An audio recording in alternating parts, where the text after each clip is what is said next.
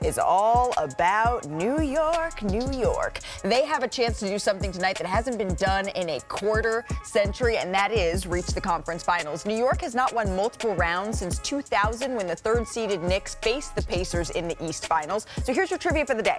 How many different teams have made a conference final since the Knicks last did? 26 different teams. Now, the Celtics, they've taken double-digit leads in every game this series, but 3 times they haven't been able to close it out. New York has fought back from a pair of 20-point deficits in Boston and a 14-point deficit in Game 4, dominating in clutch time this series. Now, after rupturing his Achilles, Jayson Tatum will miss just the second playoff game in his career. He's played in 706 career games in the regular season and playoffs, the most in the NBA since he entered the league. Jalen Brunson, he spoke on Tatum's injury this morning. Here's what he had to say. The league needs Jayson Tatum. What he's been able to do in his career has been remarkable, and so he still has a long way to go in his career. I mean, he still has a lot to do in his career, meaning he has a lot of time left to make an impact and make a name for his legacy, and what he's done is special. So when you see a player like that go down, it's not good for the game. Yeah, I think we can all agree with that sentiment. It's not good for the game. But thankfully, we got a little bit of good news from Jayson Tatum this morning. He posted this on Instagram saying, thankful for all the love and support. So it looks like he's come through that surgery just fine. But this news, Brian Windhorst, is devastating for so many reasons. You were in Boston. Can you just take us inside the mood of this team and give us a sense of what you're hearing and seeing coming from this group? Obviously, the entire Celtics fan base and team is deflated by this, but I think the focus has been that the series is not over.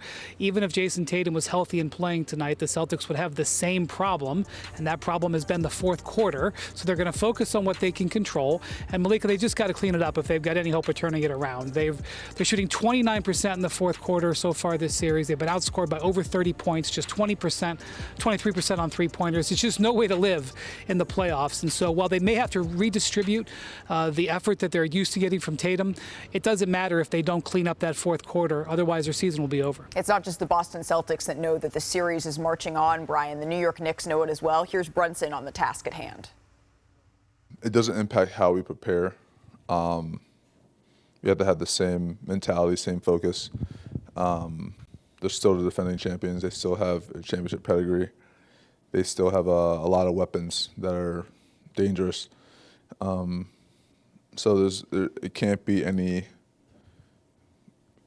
difference of how we approach it.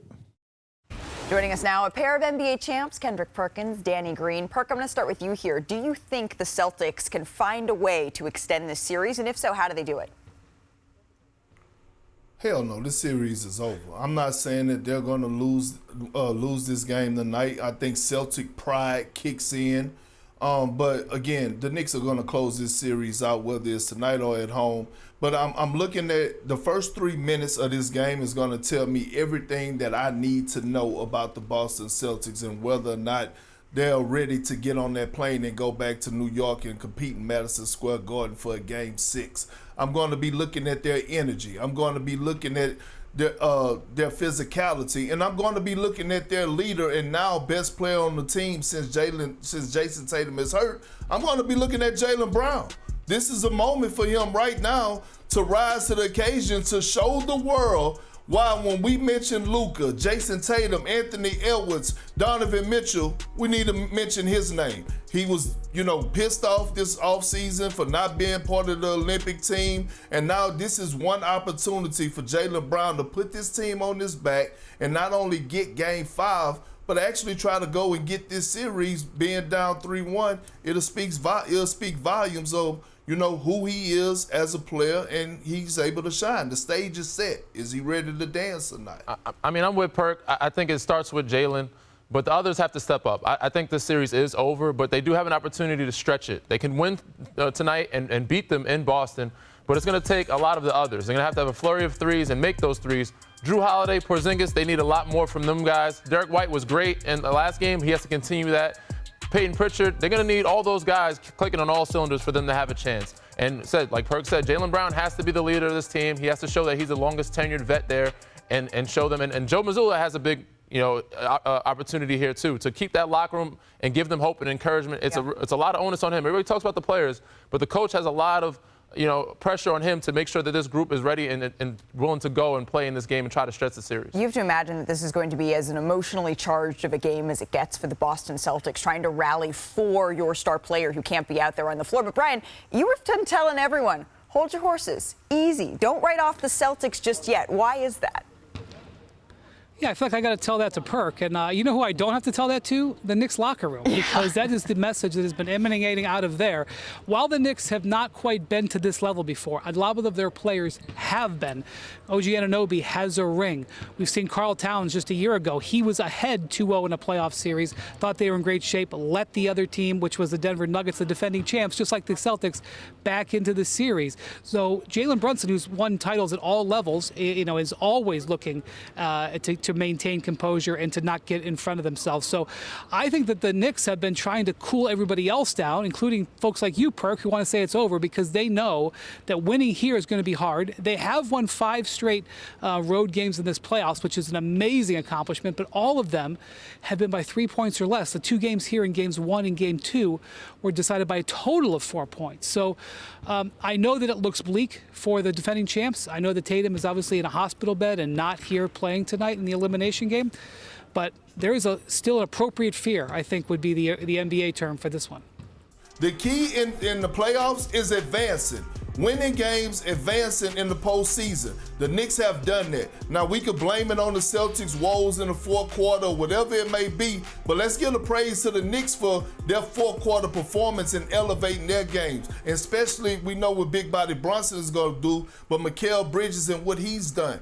Again, I'm not saying the Knicks is going to close this out tonight in Boston. I think that crowd is going to be fired up. I think those guys are going to be ready to play. Celtic pride is going to kick in, but this series is not going past 6 games. And I'm willing to make a bet with you on that. Oh, well, that's going to be something that y'all can decide maybe in the next commercial break. But it does feel like the Knicks. He says, text me. All right, well, Brian, we'll make sure I want to be on that group text if I could. I would just love to know what's being said there. It does feel like the Knicks, so they played a near-perfect game here in Game 4. Jalen Brunson had a Jalen Brunson game. OG Anunoby, we talked about how he needed to have more than 5 and 2 points like he had the previous 2 games in order to really bring this team along. And Mikal Bridges came up so big for them in the fourth quarter. They need to replicate that sort of game again on the road to close this out. But no matter what happens in this game or in this series, Boston was already facing some tough questions about this roster. Those questions have only been exacerbated by this Tatum injury. So let's bring in our front office insider, Bobby Marks. He's in Chicago covering the Combine. But Bobby, what does this injury mean when you look at Boston's future here, whether that starts tonight or whether that starts in a couple of days?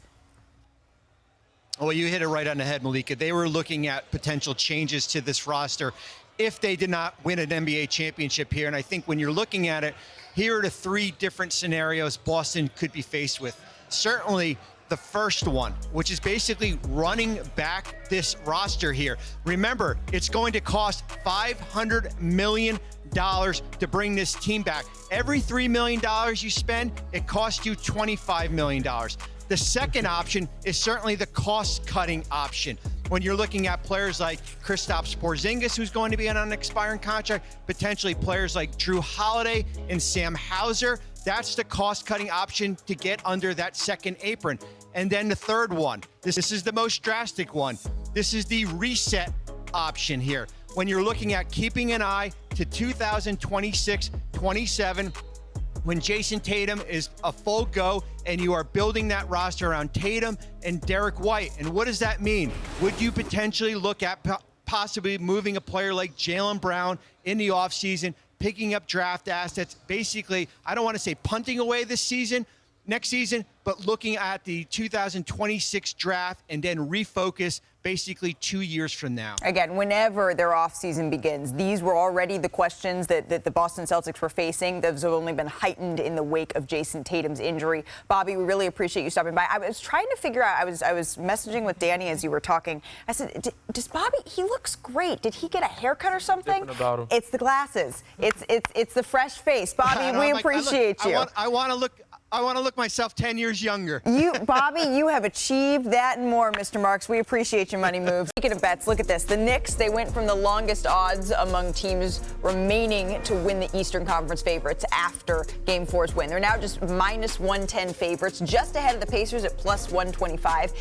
As this series shifts back to Boston, the biggest story in the NBA over the past 48 hours has been the devastating injury of Jayson Tatum, rupturing his Achilles. He suffered the injury late in the fourth quarter of Game 4 against the Knicks. He had surgery to repair it on Tuesday. Tatum has been one of the most durable players in the league. No player in the NBA has played more games since he was drafted. And we certainly are wishing Tatum all the best. We both have covered him, and he is a friend of the show.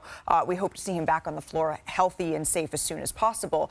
But it has to have been incredibly difficult for him. Can you just share some insight, Mark, into what these last 2 days have been like? Well, I talked to his father this morning. His father coaches a team in Indonesia, and they were on their way to a game in Mongolia, stopping in South Korea.